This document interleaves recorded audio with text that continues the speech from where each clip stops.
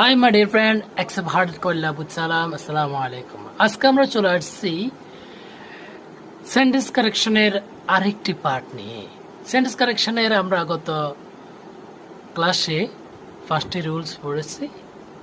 আজকে আমরা আরো 5টি রুলস এর মাধ্যমে আমরা সেন্টেন্স কারেকশনের শেষ ক্লাস করতে যাচ্ছি।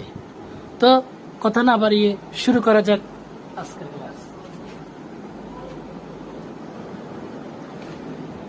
আজকের ক্লাসে সেন্টেন্স কারেকশনের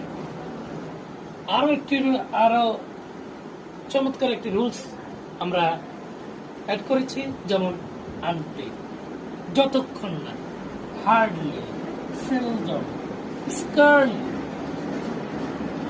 এই সকল শব্দ যখন আমরা একটি সেন্টেন্সের মধ্যে দেখব, তখন আমরা ওই সেন্টেন্সের মধ্যে দ্বিতীয়বার মানে হলো পুনরায় কোনো নেগেটিভ ওয়ার্ড ব্যবহার করব না।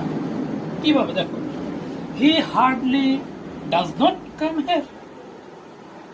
এখন দেখো, হি হার্ডলি, এখানে হার্ডলি প্রথমেই আছে, তাহলে একটা সেন্টেন্সের মধ্যে আমরা জানি হার্ডলি, সেলডম এগুলো যদি থাকে, তখন থাকলে নেগেটিভ ওয়ার্ড বসে না।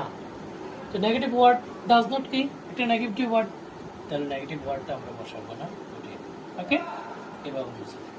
তার মানে হি হার্ডলি কাম হিয়ার, এই সেন্টেন্সটা হি হার্ডলি কাম হিয়ার।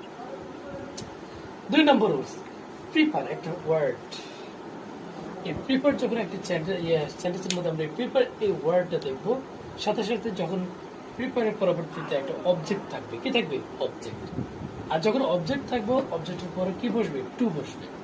অবজেক্টের পরে কি বসবে? টু বসবে। যেমন হি প্রিপার মিল্ক দেন টি, একটা সেন্টেন্সের মধ্যে যদি থাকে হি প্রিপার মিল্ক দেন টি, এখন হি প্রিপার মিল্ক দেন টি থাকলে আমরা জানি, সূত্র অনুযায়ী জানি প্রিপার এ ওয়ার্ড শব্দটি আছে, আমরা জানি ওয়ার্ড পরবর্তী একটা অবজেক্ট বসছে, মিল্ক আছে, তার পরবর্তী দেন হবে না, কারণ হলো আমাদের সূত্র অনুযায়ী টু হবে। কি হবে?